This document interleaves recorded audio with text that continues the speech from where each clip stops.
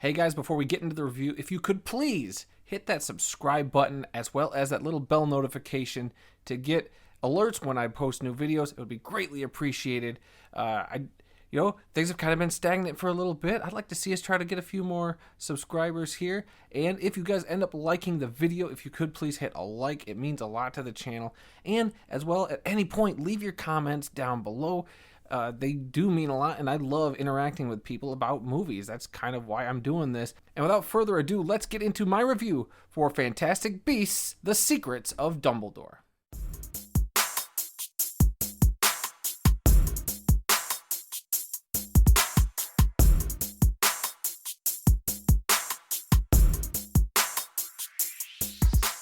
Alright, we have the third entry in the Harry Potter spin-off series, Fantastic Beasts. And I have to say, guys, this is probably the best of the Fantastic Beasts movies. They do a lot of course correcting, and of course, everybody knows kind of the outside drama with Johnny Depp and Ezra Miller, and ain't really going to touch on that here. We're going to talk about the movie and this story. And this story is actually pretty interesting, as it touches on a lot of the stuff we've kind of heard about as Potter fans, and I am one Potter fan, of a lot of the stuff they've kind of touched on and hinted at in some of the Harry Potter books, about Dumbledore's past and a lot of stuff going on between him and Grindelwald. So I think all that stuff in here is actually really good. And for the first time in these three movies, I actually feel like we get a good, cohesive story. Now, when I say cohesive, it's cohesive to, I think, a lot of Potter fans because we understand a lot of stuff that's happening.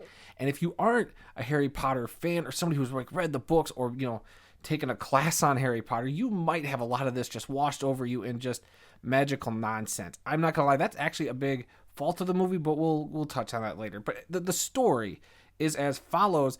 Essentially, Dumbledore and his little ragtag group, led by Eddie Redmayne's character Newt Scamander, have to stop Grindelwald from essentially taking over the wizarding world. Oh, that sounds like every other Grindelwald plot. But in this one, he's definitely got a more coherent plot that's also really interesting to figure out as things go along. There's magical creatures involved. Obviously, with a title like Fantastic Beasts, you would assume there are magical creatures. And in this one especially, there's a magical creature at the center of this story, which I found very interesting. A name that does sound very familiar to me from the Potter books.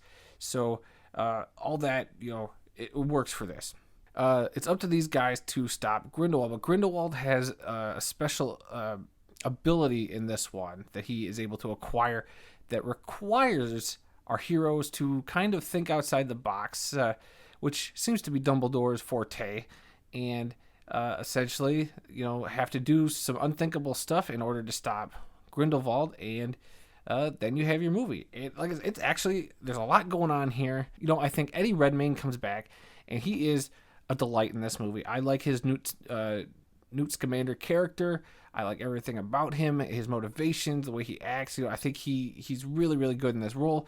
You have Dan Fogler as the muggle or the non-magical person of this group that we've seen in the last couple of movies, who plays Jacob Kowalski, who I think is charming, and I think this might be his best turn as the character. He gets a lot of interesting stuff to do in this, and the way they involve him in the story, I was kind of skeptical about it first, but I think what they did with him works, and I think why Dumbledore would want him involved makes sense. Obviously, we talked about Ezra Miller. He comes back. His character, Credence, is another foil in this movie, and he's got some interesting stuff that happens. But Ezra Miller's performance, is typical. I think he does fine in the movie, but we're talking about his performance and that, nothing else about Ezra.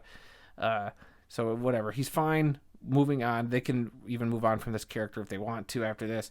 But then here we go. We got the heavy hitters here. The two performances that I think stood out above everyone else in this movie, and that is Mads Mikkelsen taking over for Johnny Depp as Geralt Grindelwald, and of course Jude Law as Albus Dumbledore himself. And Jude Law kills it. He is the best performer in this movie. I like everything he does. He embodies Albus Dumbledore in a way that I think is very, very akin to what we had seen portrayed before in the Harry Potter films, and something that I think is maybe slightly different, a lot more vulnerability.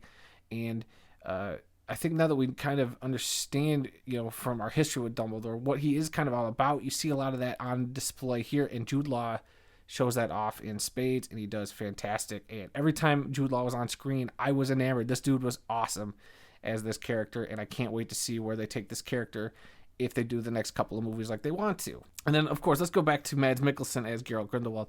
Yes, I think Johnny Depp did fine as Grindelwald in the last couple of movies, but I think Mads Mikkelsen takes this character in a whole different direction that I think fits what this character was supposed to be all along a lot better. Mads Mikkelsen, yes, I think he's a better actor than Johnny Depp. I'm not saying Johnny Depp is a bad actor, but I think Mads Mikkelsen is just in a whole other class of actors, and I like the intensity and just the kind of underbelly of emotion that he is able to bring into this, on top of being as sinister and as bad of a wizard as he is supposed to be. He knocks this one out of the park as well. Not his greatest performance ever, mind you, but I think he just brought something to this role that definitely changed how I view the Grindelwald character, and I greatly appreciated that. And this movie has got a lot going for it. The mythology they build, as well as just the characters we see develop throughout this, I think is the biggest strength we can ask for this movie. This movie is definitely leaps and bounds better than the last couple of movies. So I think the beauty and the shortcoming for this movie, comes in the form of this complex story that you need a Harry Potter degree essentially to kind of grasp. While it might not totally turn people off who aren't, into the Harry Potter lore, they might just, be along for the ride and be like, okay, this happened and that happened, and I don't really get why that happened, but, whatever, I'm just going to not think about it. But if you're a Harry Potter fan, you'll understand why it happens.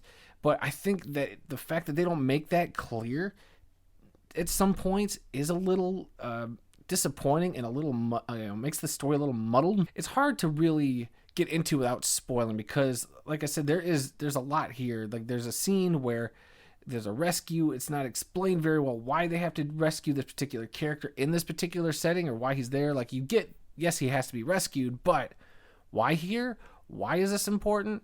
Why would they just do that instead of just, I don't know, killing him or getting rid of him? So it's very unclear at points, and that's a detriment to the film. It's what keeps it from really getting as high as I think it could have been, because, like I said, a lot of the character stuff, a lot of the mythology building works, and it works great, and I think Potter fans will actually really enjoy this. But I don't think I don't think anybody will say this is a top Harry Potter film or Wizarding World film, because none of these Fantastic Beasts have even sniffed even the low end of the Harry Potter films, for me at least. This film in particular, Fantastic Beasts, The Secrets of Dumbledore, and that's the other thing. Hold on real quick before I give my grade. These titles are really, really long. Yes, sure, the original Harry Potters were long, but Fantastic Beasts, it's weird, and it doesn't, I won't say it doesn't fit, but it just, Fantastic Beasts, The Crimes of Dumbledore is just, it's a weird mouthful, but at least like Harry Potter and The Prisoner of Azkaban or The Chamber of Secrets or something like, at least that all kind of rolls off the tongue. Fantastic Beasts, other than the first one, Fantastic Beasts and Where to Find Them kind of rolls off the tongue. Everything else, Fantastic Beasts and the Crimes of Grindelwald, Fantastic Beasts, The Secrets of Dumbledore, it doesn't really roll off the tongue that well. But whatever, we're stuck in this Fantastic Beasts franchise. We only got a couple left, maybe, so we'll see what happens. But anyway, my grade for this film is a solid B. It is definitely not terrible. I actually quite enjoyed it more than the other two entries of this franchise, which I was going to do reviews on at one point, but I don't know, busy week and just a mix of just, I wasn't really feeling like talking about the first two films because I was like, this third one could be bad and I could just be over this spin-off series, altogether. But at least I think this one pulled me back in. I think this one's got me at least excited for where things could go, and especially if they keep using Jude Law and Mads Mikkelsen in those roles, I'm set. Like, I am all in on the next one. So yeah, that's it, guys. That's my review for The Secrets of Dumbledore. What did you guys think? Leave your comments down below if you've seen the movie or if you're going to go see the movie this weekend, and what you think of the Fantastic Beasts spinoffs altogether. And also, guys, if you liked and enjoyed the review, hit that like button. It means a lot to me. And as we mentioned up top, if you could hit that subscribe button as well as the bell notification button, to get notified whenever I got new videos, it means a lot to me. like I said, things are kind of getting a little stagnant around here, and I just like to talk to more people. That's about it. So yeah, guys, until the next review, I guess. And it looks like we got like 2 movies coming out next week, which I'm super excited about. So I'm hoping to get a double reviews out next weekend, but we'll see. I am also going on vacation next week, so we'll see if I got time. But until the next video, guys, I'll be seeing you.